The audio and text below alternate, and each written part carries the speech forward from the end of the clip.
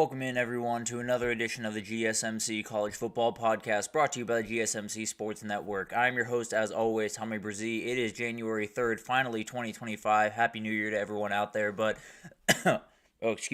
We have a great show to start the new year for you. We're going to get to all of the quarterfinal games. We'll start with the Texas and Ohio State game, get to those first. Two incredible games in Atlanta and in Pasadena, especially that one over in Atlanta. Not without a little bit of controversy, and we'll get to that. Then we'll talk about Penn State and Notre Dame, getting pretty comfortable wins. Notre Dame had to worry just a little bit longer than Penn State did in this one, but really remarkable games from both of them, and they will end up meeting up down there in Miami. Then we'll take that early look at those semifinal games, Texas, Ohio State in Dallas, as well as Notre Dame, Penn State down there in Miami. We'll get to a little of a bowl season recap. The SEC is starting to falter just a little bit. A lot of things to talk about around that, and we'll get into a little bit more detail next week for sure. And then we'll do a little bit of a weekend roundup. Transfer portal news, coaching carousel news, all of that type of stuff. Want to make sure that's on y'all's radar before we get out of here for the week. But before we jump in, I do want to remind you all we get tons of questions and comments throughout the show, and the best way for you all to get your question on the screen, we can have fun back and forth here, is to use that super chat. At the bottom of the chat on the Sports Network page, you can click that $, add any question, comment you like. It'll pop up on the screen, and we can have fun back and forth here. Definitely want this to be as interactive as possible, so utilize that. We can have fun back and forth and ask any questions you like. And I have to assume some people will have some questions about this first game. Texas-Arizona State was absolutely insane. It went down to the wire a couple of different times, and Texas found a way to get away with one. Andrew Makuba makes a great play on the ball in double overtime, gives them the pick, they win the game, and what a performance from Cam Skattebo, what a performance from Quinn Ewers to finish off that game. This is what the CFP was meant to give us. It was meant to give us a team in Arizona State that, going into this game, was the biggest spread of the entire of all the games this upcoming week, and you were looking down the barrel saying, they probably can't keep up with Texas too much, at least not for 4 quarters. And they went out there and they battled. They battled incredibly hard, and usually I'd start with the winner. Usually I'd start talking about Texas and what they did in this game and what they did well, what they did poorly, and there was plenty of both, but I got to start with Cam Skattebo. He was the most incredible player in this game, ran for 143 and 2 scores, was the leading receiver with 8 catches and 99 yards, including that huge one down the sideline, threw for a touchdown of 42 yards. He was everything. And in that 42-yard touchdown pass, sounds like it was designed to go back to Sam Leavitt. Sam Leavitt got a little bit injured the play before. Cam Skattebo said, I'll throw it, and he threw it perfectly. It was absolutely insane. Remarkable performance from him. Sam Leavitt fought his butt off during that game, got away from pressure just about every single down. Didn't necessarily have the best statistical day, but I came away thinking much higher of Sam Leavitt than I did going in. Remarkable player, fought incredibly hard in this game, and ran probably about 10 miles without running forward very much. So really remarkable game from him. Both these players, just incredible guys. Incredible kids, incredible players, and definitely guys that have kind of set Arizona State off on this path. And we'll have plenty of time to really get into what the future holds for Arizona State, because I think it could get really special down there in Tempe. But this game was everything that they are all season. They fought really hard. Cam Skattebo made every single play you could possibly want him to make. They came up just a little bit close in overtime, and there were a lot of different reasons for that. Now, the big reason why they were even in overtime is Texas has a third quarter issue. There's no doubt about that. They had 10 total yards. They got outscored 5-0 with that safety in that third quarter. They have some issues, and they have to figure it out. It comes down to a little bit of play calling with Steve Sarkisian pushing the ball downfield at some weird moments during this game, one leading to that pick on Quinn Ewers, and then a lot of it just has to do with their inability to run the ball. They went for 1.8 yards per carry in this game, couldn't get any rhythm going running the ball, and when you can't do that, Quinn Ewers is not going to be all that effective until the final 5 minutes of this game, apparently. Quinn Ewers went 11 for 14, 160 yards, 2 scores in 5 minutes in last 5 minutes of the game and overtime. Remarkable game from Quinn Ewers towards the end of this game. Definitely had some shaky moments early, but overall, you throw 16 passes in the first 55 minutes of the game, then you throw 14 in the last 5 minutes in overtime. You're probably more likely to do a little bit more better with the rhythm when you get to those last 14. So overall, really incredible game from him. He took over when they absolutely needed it, especially on that 4th and 13. Incredible ball, an incredible route run by Matthew Golden, incredible pickup by the offensive line, which Quinn Ewers has a lot to do with as well. So really remarkable game, really remarkable finish from him, but Texas has some things they have to figure out when it comes to that third quarter and just letting teams back in games that they probably have no business being in. They were up 16 points, and then you see Arizona State just slowly start to claw their way back in. Texas allowed them to do that, so they got to figure that stuff out, and we got to talk about this. This is obviously the thing that kind of take Twitter by storm during this game. A lot of people very, very angry about this one, and I fully understand that. It should have been targeting. I'm not here to tell you that it wasn't targeting. I'm not here to, argue one way or the other. What I will say is there are two things that I've seen online that I just don't agree with in any way. One is ASU lost this game because of this play. Two is it was rigged for Texas. I understand that this was a huge play. Arizona State would have kept the drive going. They possibly would have had a chance to kick a field goal. The possible part of that is why they didn't lose this game because of this. They had plenty of chances after this game, or after this play, including that 4th and 13 where you just knock the ball down, you win the game. So this is not why Arizona State lost. It did have a huge effect on the game. I'm not here to tell you that it didn't. Definitely was not necessarily rigged for Texas either. That's another thing that I've seen out there. I saw plenty of missed calls on both sides of the field in this one, including that Isaiah Bond play. If this one is targeting, I would argue that one is targeting as well. So it's a battle back and forth. I understand this was a huge play. I understand it's going to get a lot of different publicity, but overall, I really don't think that this one was the most egregious, or might have been the worst call of the day. I'm not necessarily saying it wasn't. I was saying there was a ton of missed calls throughout this game. I think this referee crew probably should stay pretty far away from the semifinal games if I had to imagine, but overall, I don't think this was the defining play of this game. I don't think it lost Arizona State the game. I do think it hurt them quite a bit, and I do think it probably should have been called, along with a lot of different things that probably should have been called in this game. So overall, this refereeing crew probably just shouldn't be around the semifinal games, and we should probably find a way to figure out what is targeting and what isn't, because I don't think anyone knows, including the referees on the field. That's a huge problem, and we'll talk about that definitely next week at some point. But overall, really incredible game, an awesome finish where at the end of the game, Quinn Ewers was just the best guy on the field. He made every single play you needed to make. He made the huge throw on 4th and 13, followed it right up with a touchdown to Gunnar Helm, threw some great balls to Matthew Golden throughout this game, who was downright remarkable, becoming the best player on that Texas offense. So really good stuff from both teams. Remarkable stuff what Arizona State did, and where they go from here, I can't express how much I love Kenny Dillingham, how much I love this Arizona State team, and how much I think they're capable of. They left everything out on that field. They left every single play call, every single piece of vomit they had, every single energy they had in this game.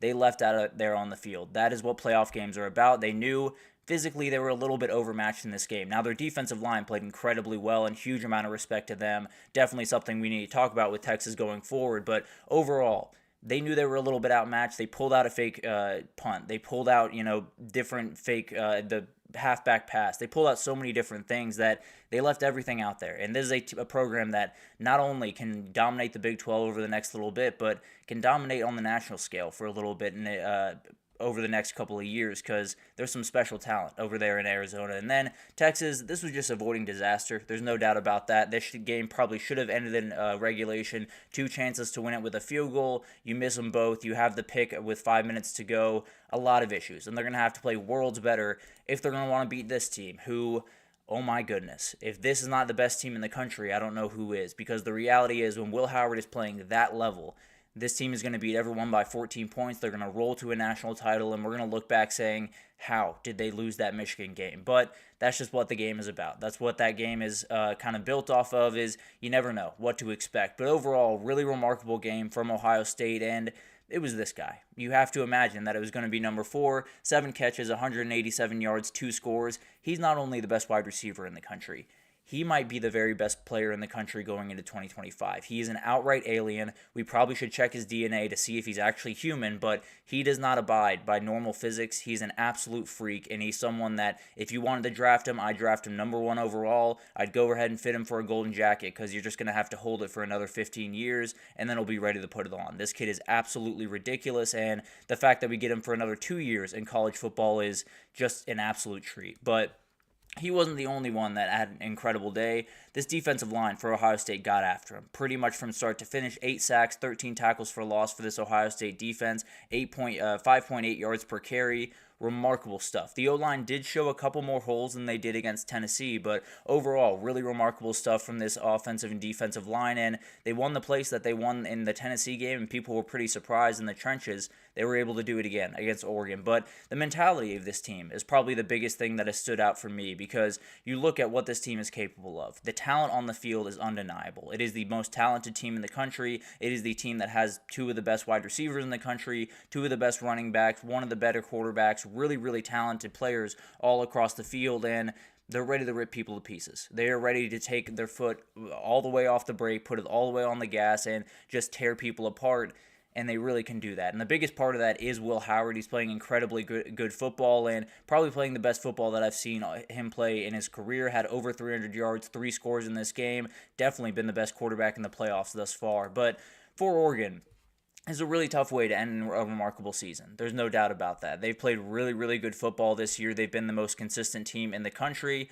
They ran into a buzzsaw. There's really no other way to put it. And obviously, brings into question the CFP format. I think they got a little bit hurt by the way that this thing shook out, and we'll definitely be talking about that a little bit more. Frankly, I think these last couple of weeks have almost ensured that we're going to go to a 16-team playoff at some point here pretty soon, so we'll talk about that likely next week, get into a little bit more detail, but definitely something where Oregon just ran into the wrong team at the wrong time. This Ohio State team is going to be incredibly hard to stop. Even if Texas plays their A-plus football, they could still lose this game by 10 points. So it's not necessarily anything against Oregon. It was not their day. As Dan Lanning said it was definitely Ohio State's day, and as Dan Lanning said, it wasn't against Michigan. So just one of those things, and definitely a tough ending to just a remarkable season for Dylan Gabriel and the Ducks. But this Ohio State team is different in every sense of the word. We knew it coming into the season that they might just have a little bit more talent, a little bit more ability across their team than pretty much anyone else in the country. We saw it from the defense for about the entire year. They're one of the best defenses in the country. They might be facing the best defense in the country here pretty soon, but overall, we didn't really see it from the offense. It was a little bit inconsistent, a little bit all over the place, and came down to Will Howard, came down to play calling in a lot of ways. Now Ryan Day and Chip Kelly are letting it rip. Now Will Howard's letting it rip, and it's going to be a terrifying unit to face the rest of the way. Right now, if they play at that level, they're going to be your national champions. I feel fairly confident in that. But where they go from here, I think Oregon, it's still a program growing. I understand it's been a frustrating end to the last couple of years, but Dan Lanning is building this team. They're getting more talented every single year. I don't know what the quarterback situation will be in 2025. I don't know if they'll go get a portal guy. I don't know if they'll roll with Dante Moore, but this is a team that is not going anywhere. I can almost promise you that. This defense is only going to get better next year, and Dan Lanning is going to get that offense in the right place. I think Oregon's still on the right track. Obviously, it was a very, very tough day, but remarkable team still heading very much in the right direction. For Ohio State, you're off to Dallas and just continue to be in attack mode. That's the reality of this situation. If Ohio State and Will Howard just continue to attack defenses over and over and over again, especially to number 4, they're going to have a lot of success. They're going to win the national title, and they might just win it by a comfortable margin, if I'm being totally honest with you. This team is, if they play at that level, is far and away the best team in this tournament, and they were far and away the best team on that field a couple of days ago. So, remarkable games from these two teams. That Texas game had a little bit of controversy. There's no doubt about that. I understand that. Definitely was not the call that I would have gone with. There were a couple of calls that I would have gone differently from them. So a lot of different things to talk about with those two games, but let's move forward. Let's take our first break and let's talk about the Penn State and Notre Dame games. Really remarkable games, two games that both teams relatively handled their business, moved on about their day, and they get to meet down there in Miami. But let's talk about those games right after this, so stick with us. I feel like I'm losing my mind. Is everybody in the world blind? Please, Lord, give me a sign, a sign. I feel like I'm losing my mind. Is everybody in the world blind? Please, Lord, give me a sign, a sign. I wanna be the greatest. Everybody on the fake shit. I look around and feel like everybody is the fakest. I make this every day and I'm impatient, hoping one day I blow up from the basement. Statement, the top is so vacant. I don't hear shit that I think is amazing. Waiting for my day when I'm playing sold out shows for 1,000 faces. Hey, give me that crown, get in my way and to be put down. It ain't your place, all this my town. If I want that shit, then I'll get it right now. I'm losing it, the noose it fits. I'm losing shit, a stupid myth. You choose to live or choose to dip. You choose to fight or lose your grip and lose a gift. I feel like I'm losing my mind. Is everybody in the world blind? Please, Lord, give me a sign, a sign. I feel like I'm losing my mind. Is everybody in the world blind? Alrighty, welcome back everyone. We just talked about those two games in Atlanta as well as in Pasadena. Texas escapes with a win in double overtime. Ohio State just takes Oregon to the woodshed for 4 quarters. Remarkable game from the Buckeyes, and they look like a rolling boulder that's going to be really hard to stop. But let's talk about the other two games. Penn State handles business against Boise State. Notre Dame just out-executes Georgia pretty much from start to finish. Let's start with that Penn State game, though. A little bit more digestible, a little bit easier to break down, and that Penn State team has so many things you have to love. They can beat you in a number of different ways. They run the football really aggressively. Drew Aller can put the ball on a dime when he really needs to. This defense absolutely flies around, especially that defensive line is an absolute problem. They're a really, really good team. Now, there was a little bit of issue in the second half. A lot of people have talked about this already. They got a little bit cute. I think Andy Kotelnicki got a little bit cute with this one. Just run power over and over and over again. You'll probably win this game pretty comfortably, not with that little bit of a scare halfway through the third quarter. But overall, remarkable game from this team. Obviously, they continue to build. Drew Aller continues to play really good football. And when you have that two-headed monster that they have, you're going to have a really hard time stopping this team. Kaytron Allen and Nick Singleton went for 29 carries, 221 yards in this game, and the way that I put it on my Twitter was Kaytron Allen threw a bunch of body blows, and then Nick Singleton threw the haymaker. He was the one that threw the knockout punch in this game. The 56-yard touchdown put this one fully away, but there was a moment there in the second half where Boise State really started to battle back in this one, got within 3 points, and then Penn State really took over. They went on the 5-play touchdown drive. They got the interception from Zakee Wheatley, and then they went down on this touchdown drive. So really remarkable stuff from those running backs. They lead the way for this offense as far as I'm concerned, because Drew Aller's absolutely incredible. He made some throws in this game. He was a little bit inconsistent at times, had a little bit over 50% completion, had those 3 scores, which are really remarkable, 2 absolutely beautiful passes to Tyler Warren as well as Amari Evans, and Amari Evans is a guy we're going to have to watch going into the next round, making a ton of plays on the outside, but overall, I think it's fair to say the consistency is something they're probably going to need going forward. You're probably not running the ball for 5.3 yards per carry on Notre Dame, so definitely something to watch. Obviously, if they can do that, if they can run the ball for 5 yards per carry, they will continue to do that in that game. But overall, they're probably going to need a little bit more consistency from this past game, and I think they're a team that really has the ability to do that. They need to open it up with the run game. That's going to be a little bit tougher to do against Notre Dame than it was against Boise State. But overall, the defensive line is the other thing we have to talk about. Ashton Jeanty had 104 yards on 30 carries in this game. I think the biggest one he had was a 26-yard carry. Other than that, it was absolutely tough sledding. They were dominating that offensive line from start to finish. I did not come out of this game worrying a little bit more about Ashton Jeanty, just thought a little bit better about this Penn State defensive line. They got after him from start to finish. Ashton Jeanty did just about everything he possibly could have, but at the end of the day, when that offensive line is getting beat the way that they were, there's no way you're going to have a ton of success. So overall, remarkable game from Penn State. If you're Boise State, it was a remarkable year. You missed the mark by a little bit at the end. You had one of the best players, maybe the best player in the country, depending on who you ask. He had a historic season, came up a little bit short of that Barry Sanders record, but it was remarkable to watch this team go to work. And it was remarkable to see Maddox Madsen step up to the plate in a couple of the games down the stretch. Really good team. I think they're still heading very much in the right direction, but Penn State, you handled the business you needed to handle. The reality was, if you lost this game or the SMU game, you were going to get torn to pieces online. That's the reality of the situation that you were in. People keep saying you had the easiest path there. You still have to win the games. I'm not taking anything away from what Penn State has been able to do, but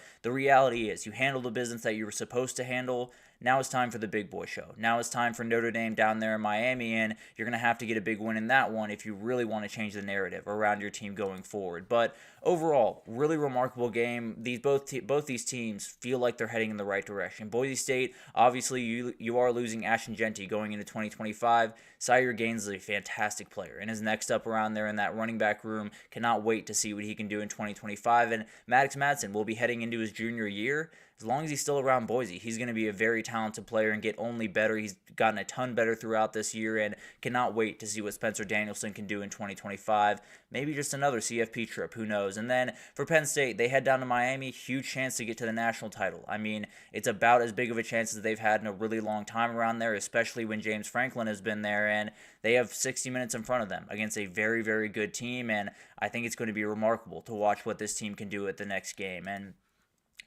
honestly, I think there is a world where Texas might have gotten over that hump in the back half of that game.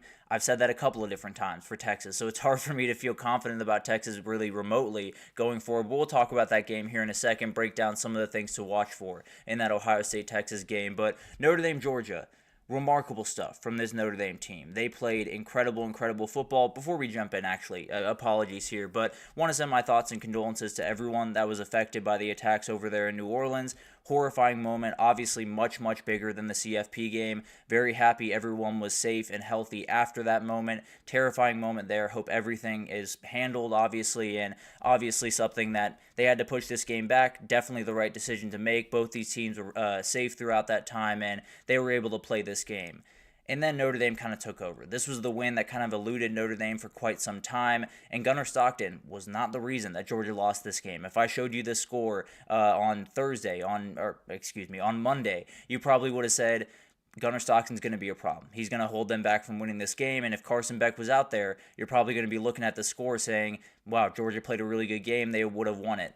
That's not what happened in this game. It was not because of the quarterback change. It was not because of many things offensively other than the run game. It was a lot because of Notre Dame's situational football, and a lot of it has to do with that guy right there. He outcoached Kirby Smart from start to finish in this game. That is the first time I've been able to say that confidently without Nick Saban being on the other sideline. He did a remarkable job in this game. Notre Dame dominated the special teams part of this game, got the kick return for a touchdown. Mitch Jeter finally hit a couple of field goals in a row. Remarkable kicker that just had a little bit of a tough stretch when he was injured midway through the season. He seems to have found himself once again. And then that incredible, hockey change. They had 11 go off, 11 come on.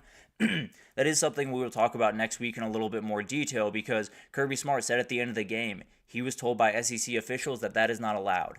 Another issue with officiating in this sport, and definitely something that we'll have to talk about in a little bit more detail. If the SEC officials think one thing and the Big 12 officials think something different, we have a big-time problem, especially if it's that black and white. But more than anything, what we have to talk about in this game is this defense. They absolutely flew around the field. They were really remarkable in this game, and when you had UGA had a number of different chances to get into the end zone to make a couple of plays. They had the fumble, they had a couple of turnovers on downs. They did not get much consistency going other than Gunnar Stockton making a huge play with his arm. That was really the only time that you felt like Georgia could really get some offense going, was when they hit that big shot to Arian Smith, and then Parker Jones got in the way, which, ESPN, chill out. That was not the reason that they lost this game. They cut to him just way too many times in the fourth quarter. But again, beside the point, remarkable play from this defense that has really been remarkable all year. The pass rush with Junior Tui Alamaka was just incredible. Had a sack, had a forced fumble, multiple tackles for loss. This front seven without Riley Mills, still absolutely terrifying in every sense of the word. So,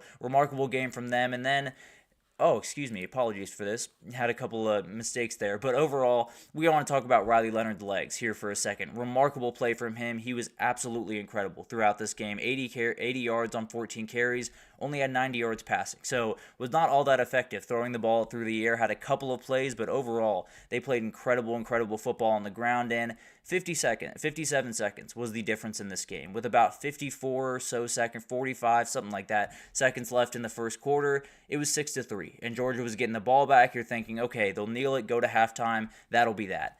Then they get the forced fumble. Then they get the immediate touchdown. Then they get the opening kick and return it for a touchdown in the second half.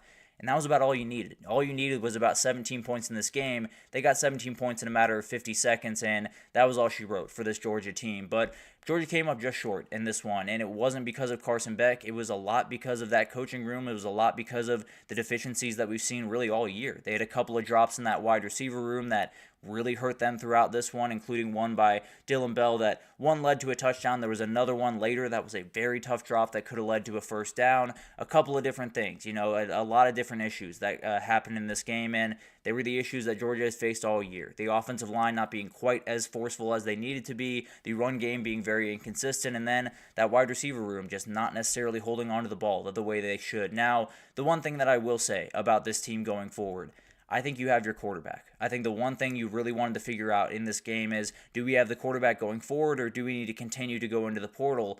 I don't think you have to go into the portal. I think Gunnar Stockton is going to be your guy in 2025. Remarkable player and played some really good football in some really tough moments in this game. So overall, I don't think that's a question going out of this game.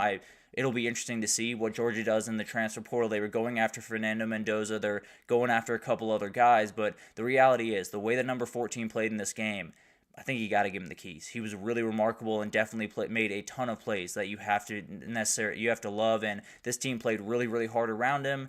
Just a couple of mistakes here and there were the difference in this one, especially that 11 on, 11 off type play that draw UGA offsides and really pretty much finished this game for them. But remarkable coaching for Marcus Freeman throughout this one. He definitely won that battle. There's no doubt about that. And now they move forward to Penn State. And a lot of different things loom large in that game. Obviously, the run defense is very, very solid. Obviously, you bring a little bit more to the table than a couple other teams do, and you're going to need Jeremiah Love and Howard Cross fully healthy for that game. But this is a title good team. When you're a coach at that level, when you can run the football and play defense at that level, we've seen what happens with Michigan. It's the exact same thing that could happen with this Notre Dame team. Remarkable game from them. They move on to Miami and a chance for a spot in the national title for the first time since 2012 for this Notre Dame team. And then Georgia, a lot of changes will come to this team. I feel pretty confident in that. I don't think quarterback will be one of them. I think Gunnar Stockton proved that he is the guy going forward.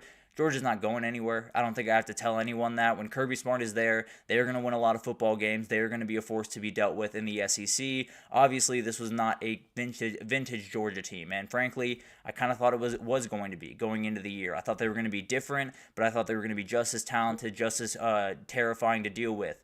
They obviously were very inconsistent throughout this year. Lost a couple of games that they probably shouldn't have lost. Definitely played close in a couple of games that they shouldn't have played close in. A lot of issues with this Georgia team going forward. If that wide receiver room is fixed, if Gunnar Stockton can play with a lot of confidence going forward, and Paul, that is an argument to be made. How much does Gunnar Stockton fit into what they want to do? Do they go back to a little bit of that Stetson Bennett kind of game plan, or do they stick forward with that pro-style way they've been going about it with Carson Beck? There's a lot of questions with Gunnar Stockton, so maybe they will continue to go into the portal. Maybe they do feel more confident in someone coming in than Gunnar Stockton sticking around, but from what I saw, I'd roll with that kid going forward. I'd definitely lean into him because I think he played remarkably well in a really remarkably tough spot, especially with the way that run game played. So, remarkable game from him, remarkable game from Notre Dame and Marcus Freeman, and they move on forward. They're going to play Penn State, and it's going to be a really, really fun matchup down there in Miami. Two teams that are relatively similar in some ways, feel like we might have a rock fight there, and let's talk about it. Right after this break, I want to get into a little bit of an early look at those two games, so we'll jump into Notre Dame, Penn State first, and then we'll get to Ohio State, Texas. Might have some scheduling changes that we'll discuss a little bit later, but overall, two incredible games, and we'll get a little bit of an early look at them right after this. Looking for your daily fix of sports talk without having to pay for it? GSMC Sports Network is available on YouTube. Just search GSMC Sports Network.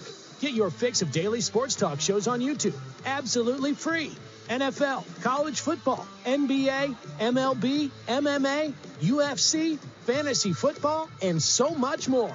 GSMC Sports Network has shows running all day long, with new sports shows starting every 2 hours. Just like on your favorite cable sports channel, except GSMC Sports Network is absolutely free. Just search GSMC Sports Network on YouTube to catch one of your new favorite shows, like the GSMC College Football Podcast, Chip Shot Football Podcast, Hoops and Heels Women's Sports Podcast, GSMC Basketball Podcast, and so many more.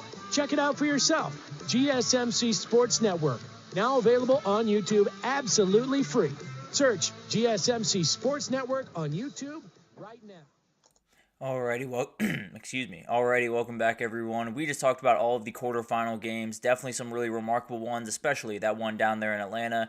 Texas absolutely escapes, and Notre Dame and Penn State move on to the next round, and that's what we got to talk about. Little early look at those CFP semifinals. We'll just go kind of 50,000 feet. Look at this thing for a second. The 5 through 8 seeds have made it to the Final Four, and we can talk about the formatting when we go forward to Monday. Definitely we'll talk about some of the changes that probably do have to come to this. Get rid of auto buys, probably get rid of buys altogether. I tend to believe we're going to find our way to 16 teams here pretty soon. I tend to believe that it's been pushed a little bit into hyperspeed by these results this past weekend, so definitely something to watch. Feels like 16 is where we're heading. We'll obviously break that down in a little bit more detail, but these two games are going to be incredible to watch. There's no doubt about that. These are 4 teams that have played really good football at different times this year. One team that is far and away the best team as far as I'm concerned right now, but frankly, they've been a little bit up and down as well. So who knows what happens with that one, but let's go ahead and jump in here, and we'll start with what should be the first game. We'll talk about this in a little bit more detail next week, but it has been brought up the possibility of moving this game to the next day, moving the Cotton Bowl up. I'd be a little bit surprised if they move the Cotton Bowl. I wouldn't be as surprised if they move the Orange Bowl a little bit back, but frankly, I probably think they're going to stick. I don't necessarily think either of these teams is overly upset about having 7 days to prepare compared to 9 days. Now, we'll see what happens. It definitely could be they want to push it back a day just to make things a little bit easier.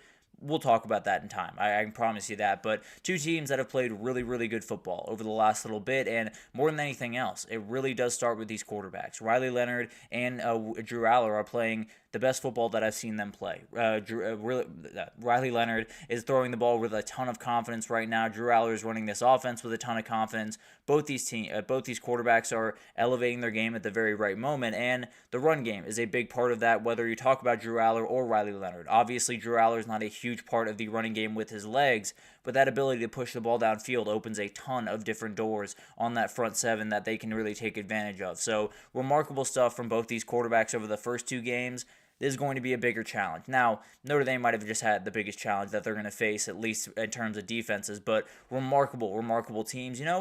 I don't know when the last time they faced off against each other, Anthony. I'll break that down. I'll find that out and do it in my full preview for that game, but it's definitely one I haven't thought about yet. It's definitely one that I have not seen, I don't think, in a very, very long time. So it will be very fun to see these two teams on the field. Frankly, the helmets in the semifinals are just about as beautiful as you could possibly ask for. But obviously something we can get into in time. Really remarkable stuff from both these quarterbacks, and they are leading these offenses about as well as I've seen them led in the last couple of years. Really remarkable players, and they're elevating at the right time. Then we got to talk about the coaches, because we just talked about how good Marcus Freeman was in that game against Georgia. We've talked a number of times about how not so great James Franklin can be in some of these big-time games. Some people have said the SMU and Boise State games weren't big games because they weren't great teams on the other side. They were big games. They were CFP games. I understand they were a little bit easier than some of the other games that were played this past week, but the reality is remarkable stuff from James Franklin the first couple of games. Now you got to kick it up a notch. You're going to have to be a little bit better, a little bit crisper, a little bit more proactive in some of your play calls. You're going to have to be just better pretty much across the board to deal with this defense. Remarkable team on the other side, and he's going to have to be ready to go toe-to-toe with Marcus Freeman when it comes to coaching. And then you talk about these defenses. These are just absolute beasts on either side of the field. Abdul Carter did go down in that Boise State game, posted a little something on Twitter and Instagram. Makes me feel pretty confident that he will be playing in this game this next week. You need him. Frankly, I think he might have been on track for a pressure every single snap in that Boise State game. He was dominating that offensive line before he went down. Remarkable player. And then you talk about that Notre Dame back end. It's absolutely ridiculous, led by Xavier Watts, but Christian Gray has played really, really good football throughout the last little bit. Ryan Clark's son, Christian Clark, has played really, really good football throughout the last little bit. So remarkable team on the other side. And Drew Aller's going to have to throw into some tighter windows that are going to be much, much harder to get out of the teams. What is your favorite complete uniform?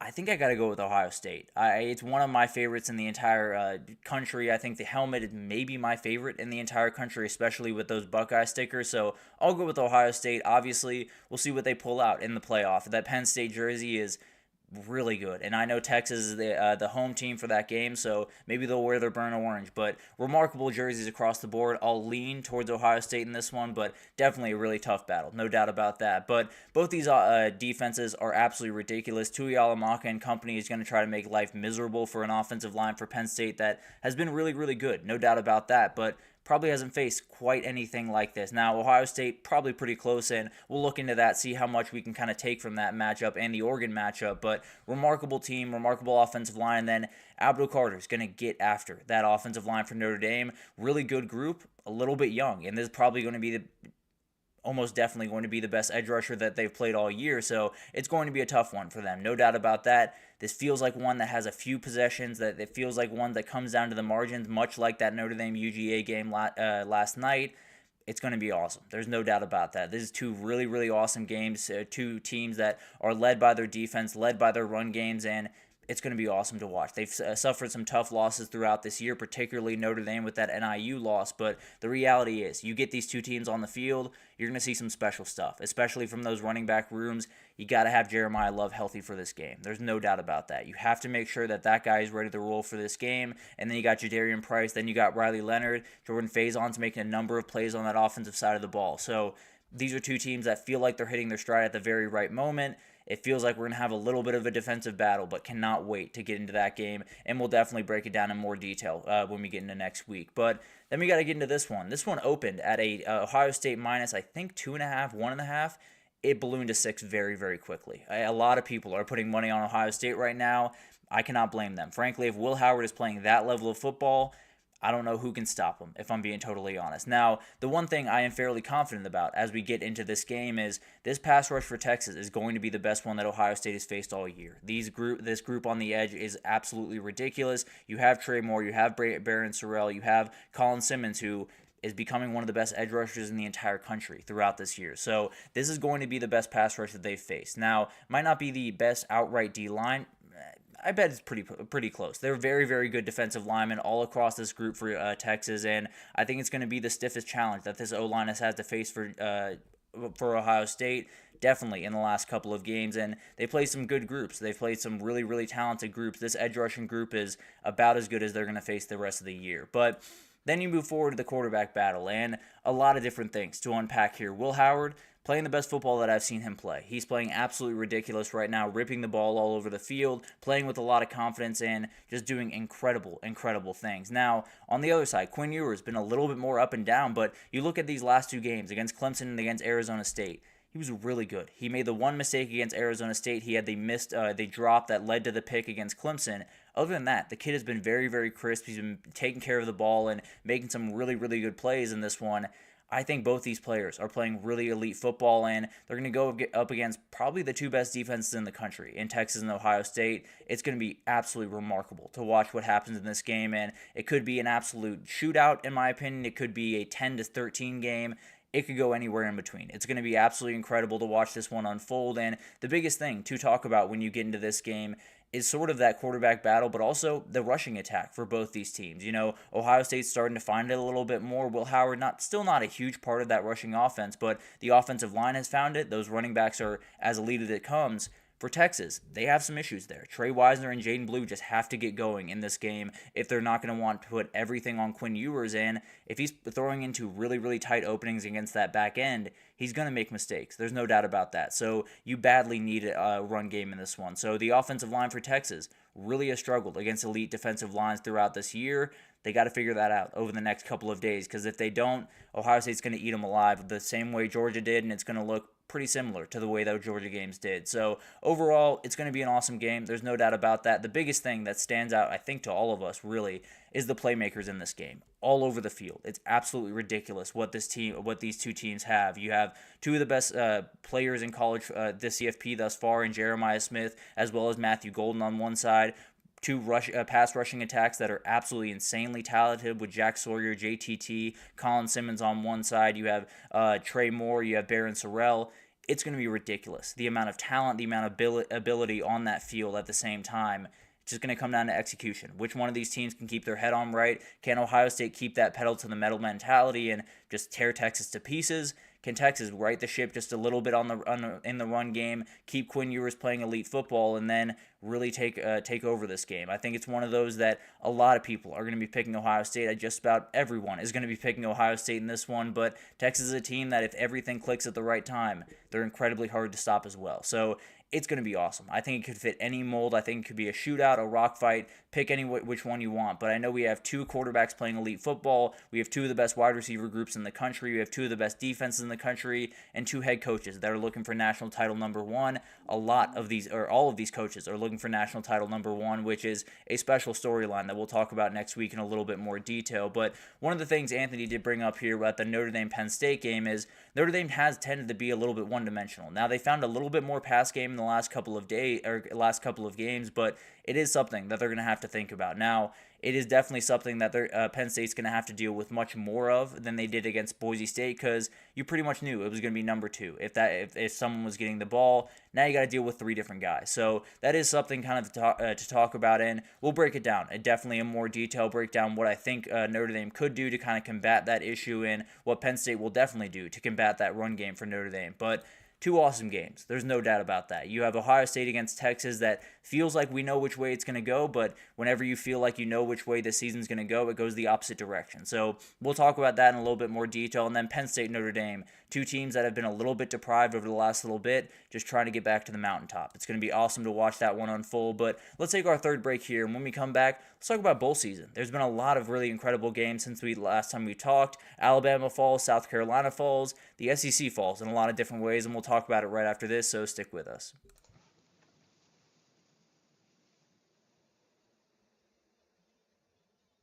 For the best and latest podcasts available anywhere, go to the podcast app on your cell phone and type in GSMC to access free content-rich podcasts on health and wellness, book reviews, sports, entertainment, relationships, social media, movies, technology, finance, and even weird news. Subscribe and download the GSMC Podcast Network's family of shows, available everywhere podcasts are found.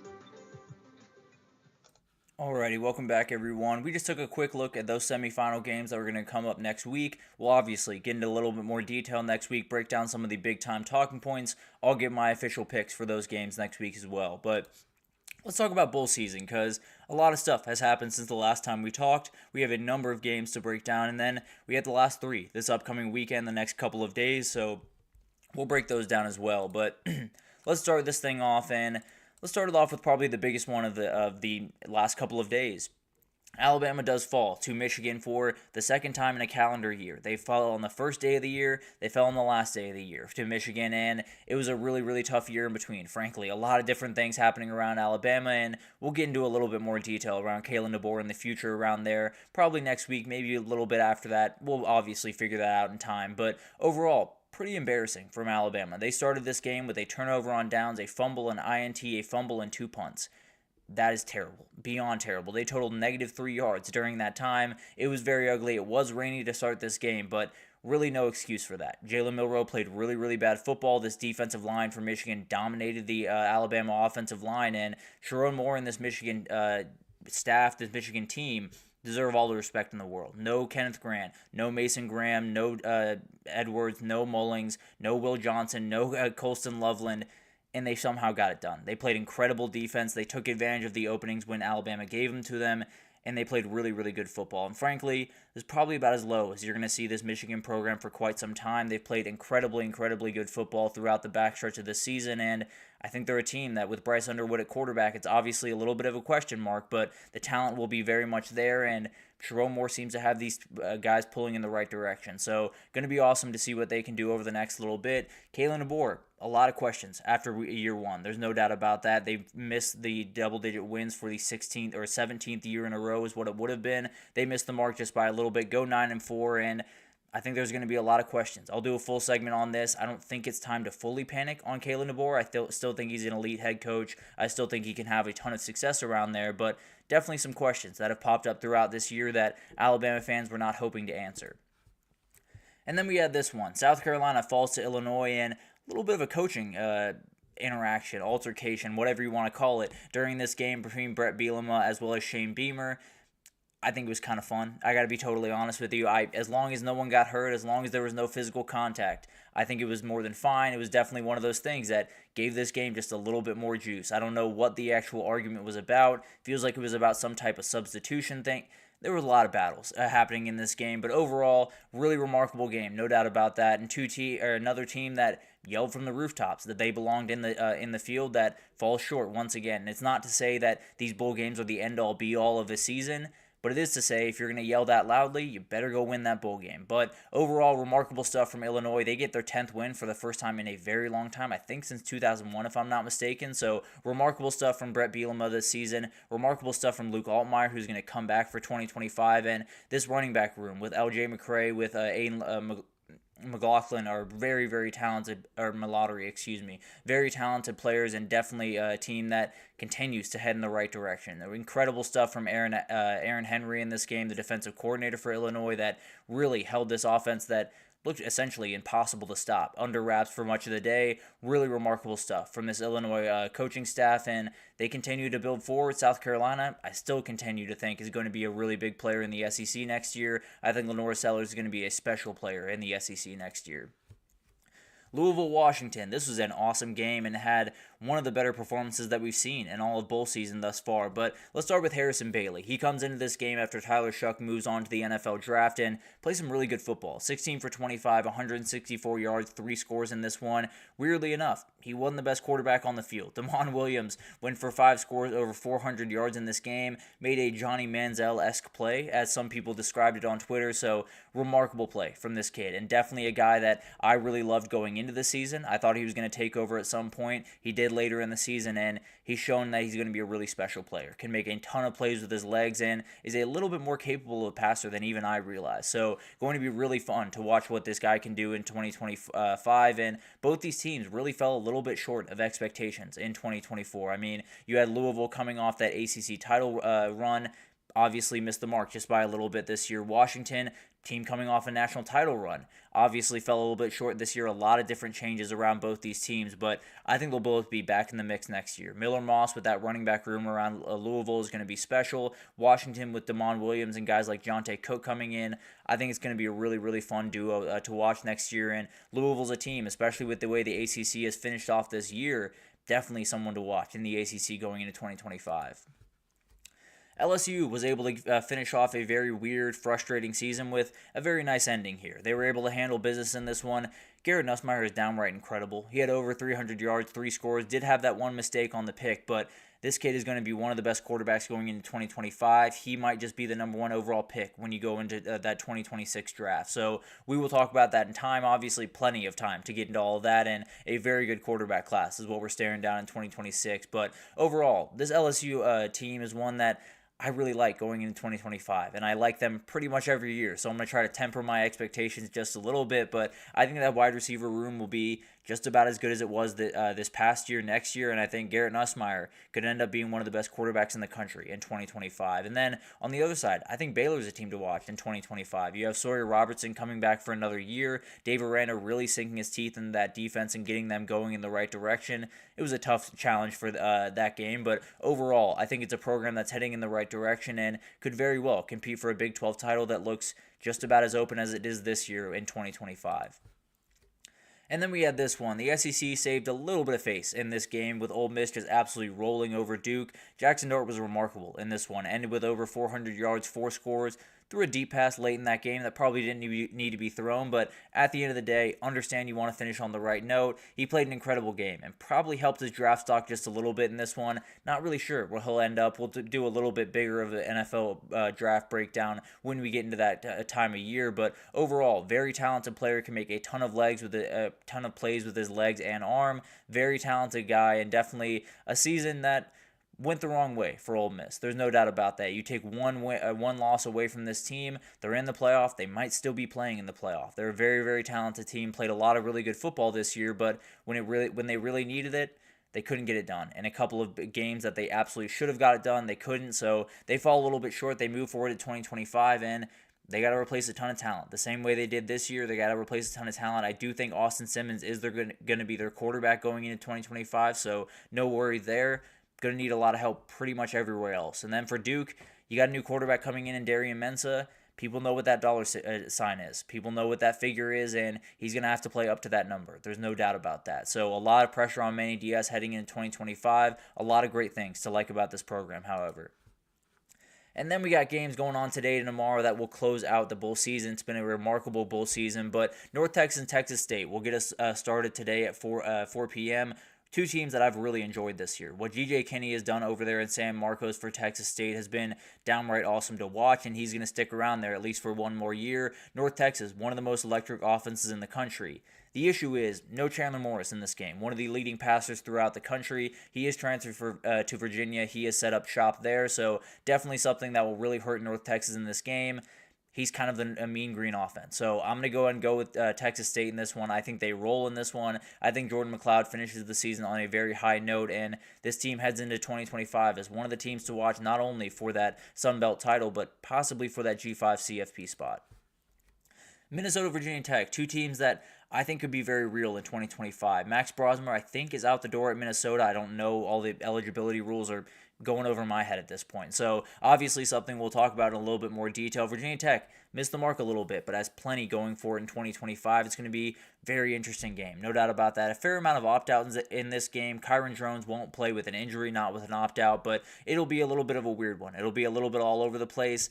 I think Minnesota has enough here. I think they'll get Darius Taylor going. I think that run game will be a little bit too much, and I think Virginia Tech, with a lot of the guys that have left through the portal and have opted out in other directions, I think they're going to have a tough time here. It's one of those teams that has an offseason that is absolutely huge in front of them. If they don't hit all the right buttons, it could be a really tough 25. If they hit the right buttons, I think they could have a really, really incredible 2025 and an ACC that looks absolutely wide open. But this will be a really fun game. I'll lean Minnesota for the time being, and we'll wait for that Mayo bath sometime tonight.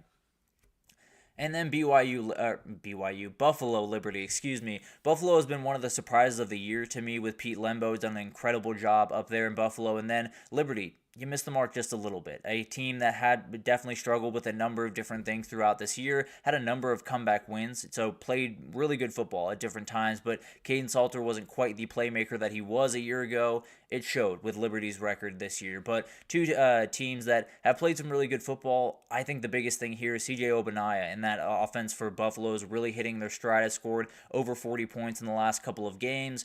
I think it's going to be too much for Liberty. I think especially with Caden Salter all the way over there in Boulder playing for Colorado at this point, I think it's going to be a little bit too much for Liberty. I think Buffalo gets this win. I think they get it relatively comfortably, and I think CJ Obanaya puts a lot of people on notice in this game. That will be the last bowl game of the season. But it was an awesome bowl season. I mean, when you talk about the bowl season, everyone has a million things to say. How they're very meaningless games, how the players shouldn't care about them, how the coaches shouldn't care about them, how it's better to just go into the portal than to play these games. Don't let people tell you these games don't matter. I watch these guys leave everything out there on the field for just about every game that I watched in the bowl season. I've watched coaches go at it during these games. It's going to be awesome. It's been an incredible elite bowl season, and hopefully we can get this thing back on track. Hopefully we can get bowl season getting the respect that it absolutely deserves, but we're definitely heading in the right direction. It was an awesome bowl season. I hope a lot of people really tuned into this one because it was incredible to watch, and I'm sure we'll hopefully at least, will carry over into 2025, and we'll have incredible bowl games going forward in this 12-team playoff. Obviously, a lot of people are worried about that. This season made me feel a lot more confident about that type of stuff, and yeah, I fully understand Caden Salter's decision. And frankly, I thought it was going to come last year. He jumped into the portal, jumped out, so I was a little bit surprised that he was at Liberty this year. But I think it's one of those players that can make a huge difference for Colorado. And then when you talk about Miami and Jaden Maiava, that is a player that has been bounced around a lot. I've heard a lot of different rumors about him. He is still at USC, so I'm not going to speculate too much on that one, but I've heard some different things around Jaden Maiava. Definitely a guy that a lot of people want, and we'll see what happens there. I still think there's a couple of twists and turns in the transfer portal, and we'll talk about that right after this, actually. We'll get into the transfer portal news, some NFL draft news, some coaching carousel news. We'll talk about all of it right after this, so stick with us.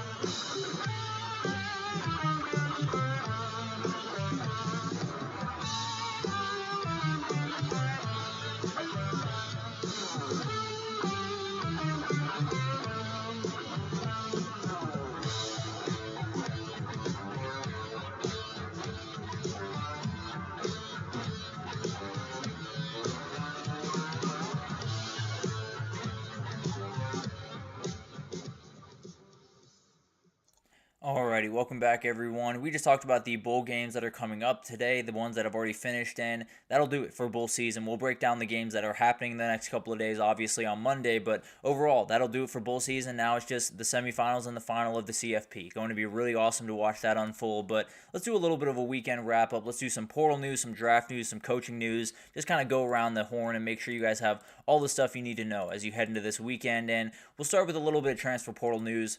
We'll start with Tony Grimes. It sounds like Tony Grimes is going to follow his former head coach Barry Odom over to West Lafayette, play for Purdue next season. Very talented player, was a 5-star coming out of high school, played at UNC, played at A&M, played at UNLV, definitely played his best football at UNLV. Very talented, very rangy cornerback. Is going to need to be a huge player for Purdue. I can almost promise you that. He's going to have to be almost an immediate starter, and he could very well be a draft pick in 2026 if he can really put together a great year in the Big Ten. And then you got Tyler, Onyedim, I apologize for the pronunciation, but former Iowa State defensive tackle is on his way to College Station. This is a huge pickup for A&M, definitely a very experienced, smart player, 90 tackles, 11 tackles for loss in his college career. Definitely a great depth piece for this A&M team and could develop into a darn good player throughout the season. Very, very talented guy and one guy that I feel like is just scratching the surface and what he can do in college football. Then we had a couple of guys jump in the last little bit. We'll go over some wide receivers here really quick. Noah Thomas has jumped into the portal. Texas A&M has picked up 3 different guys that I think are going to be huge players for that team, so it makes some sense here. But it sounds like Texas, UGA, and Miami are the teams you're going to want to watch, especially those first 2. Texas and UGA are really kind of standing out in this one, and I think Texas and UGA definitely need this type of player. You know, Texas really benefited from having someone like A.D. Mitchell. Georgia really benefited from having someone like A.D. Mitchell. So overall, I think both those teams need that 50-50 guy that can go downfield and make a big-time play. I think this might just be the guy. So whoever wins out on that one, I think they're getting an immediate starter, and frankly, a guy that I think had just barely been unlocked at A&M. Zachariah Branch, he is still out there. The sweepstakes are still very much alive when it looked like it was going to be Georgia for quite some time. Now he is making his way down to Miami, so it's going to be interesting to see if they can win that one out. They got to be able to pitch a quarterback. So I have to assume something is happening behind the scenes like we talked about Anthony with that quarterback position, and we'll see if it's his quarterback. See if it's Jade Mayava coming over from USC that kind of entices him there. But overall, Tennessee, UGA, Texas still very much in this one. I think this one might be a little bit more drug out than a couple of these other ones. And then Squirrel White, he is off to Florida State right now, and this would be huge. It's a very, very talented kid when he is healthy. Florida State has their quarterback for next year in Thomas Castellanos, so the pitch will be a little bit smoother than it might be for someone like Miami, but overall, very, very talented kid, a guy that if he's on the field, if he is healthy, he can make all the plays in the world. Now, that's been a little bit of a worry throughout this last year, so definitely something that we'll have to watch throughout the offseason. If he does go down, then it's going to be a little bit of a tough time for that Florida State wide receiver room, but this is a guy that absolutely can elevate to that wide receiver 1 position as long as he is healthy, as long as he gets comfortable in this offense, and as long as that offense takes a number of steps forward in a number of different places. And then Takario Davis. We talked about this one a little bit last week and said he's pretty much NFL bound. It feels pretty confident that he's going in that direction. Sounds more confident that he's coming back to college football now. So a lot of different teams in this conversation: Washington, Miami, Michigan, Ole Miss, Texas. I tend to lean that Washington and Texas would be the 2 to watch because his former head coach, obviously Jed Fish, is at Washington. His former defensive coordinator is at Texas as the linebacker coach. So a couple of different things to watch there. Definitely something that we'll unpack in time, and this might be one of the best players in the entire portal right now. Definitely a guy that probably could have gone into the draft and got drafted. Obviously didn't love his position as much as he would have liked to, and he's going to come back for one more year. Definitely will be a starter for just about wherever he ends up. Moving forward to the NFL draft, some players have started to make their decisions, and some people have some pretty aggressive takes on these decisions, including guys that cover the draft. So we'll start with Carson Beck. Todd McShay said this was foolish. I disagree. I got to be totally honest with you. This makes so much sense to me because you look at this quarterback class, not very strong. That's just the reality of the situation. There's those 2 guys up top. The one thing that those 2 guys do not do overly well, at least from an NFL perspective, is processing speed. They kind of roll through their reads a little bit slower than maybe someone like Carson Beck does. If he heals before the combine, I think he can go much higher than a lot of people are saying he can go in this draft. He's a very talented player. Definitely had that tough stretch in the middle of the season, but finished with 11 touchdowns and 0 picks in the last 4 games. Very talented player, and obviously a guy that can process the field very quickly, get the ball out of his hands. I think he's going to be drafted a lot higher than people are going to think, and frankly, I think he still has a very talented NFL career ahead of him. Jalen Milroe, another up and down quarterback that a lot of people have questioned him going into the draft. Another one that makes total sense to me. He doesn't have a great shot to come back next year and get above guys like Garrett Nussmeier, guys like Drew Aller, guys like maybe Arch Manning and Nico Iamaleava.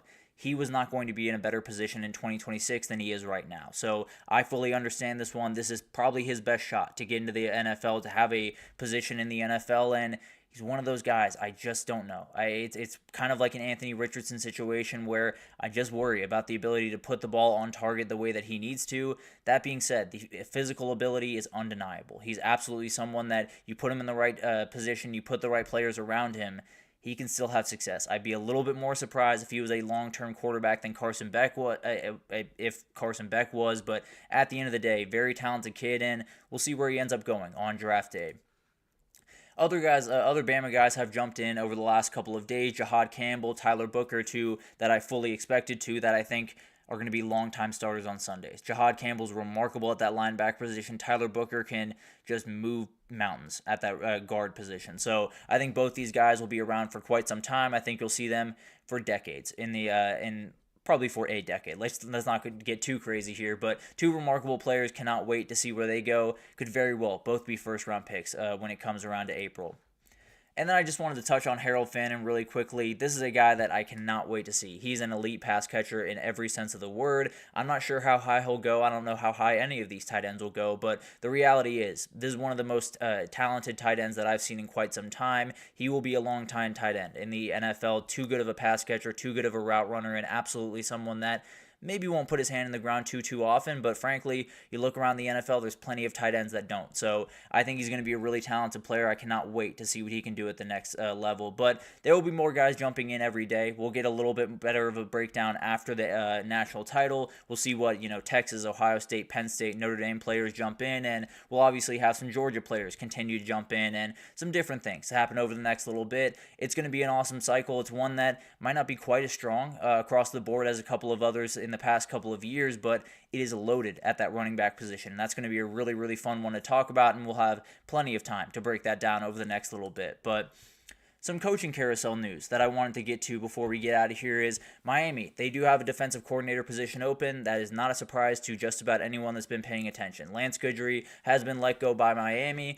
Totally expected, much like the LSU situation last year. You looked at the season that you had. You said, we had Cam Ward, we had Jaden Daniels, and we found a way to lose games. You can't have that happen. The defensive coordinator just has to be a little bit better. These defenders just have to be a little bit better, and they're slowly doing that. Now, a couple of guys to watch as you move forward in this search. Tyler Santucci seems to be the guy you're really going to want to watch in this one. He has been kind of the leader in the clubhouse right now. Did an incredible job at Georgia Tech this year, including in that Miami game. Held them to 23 points, played incredible football throughout this year with some guys that are definitely not as talented as the guys they have over there in Miami. Another name to watch is Tim Banks, the defensive coordinator at Tennessee.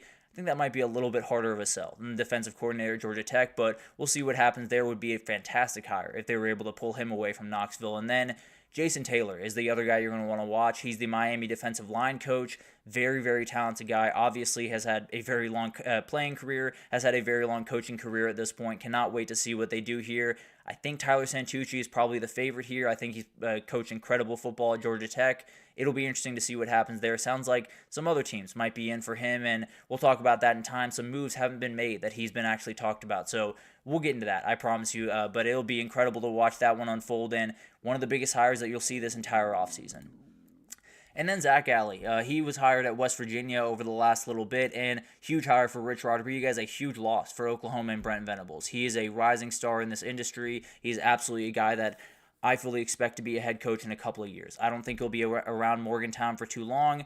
It'll be for the good reason, though. It won't be because he really, really struggled. It'll be because I think these defenses are going to really improve under him. I think that 2025 cycle or that 2026 cycle, whatever have you, he's going to be a big factor in it. He's a fantastic head coach, and fantastic defensive coordinator, and I tend to believe he will be a fantastic head coach in plenty of time. But remarkable stuff from all of these guys, and definitely going to be a really interesting end of this coaching carousel cycle. But before we get out here, I did want to make sure I took some time to appreciate Tiger Beck. He is the brother of Jake Beck, a very talented TCU wide receiver. He did pass away as a result from the attacks in New Orleans. Was a very talented wide receiver and kick returner, was all Ivy League in kick returning when he was at Princeton. Obviously an unfair way for him to go. Very young kid, I believe 28 years old. Deserved a lot better than this. I can almost promise you that, but wanted to make sure I sent my condolences to the Beck family.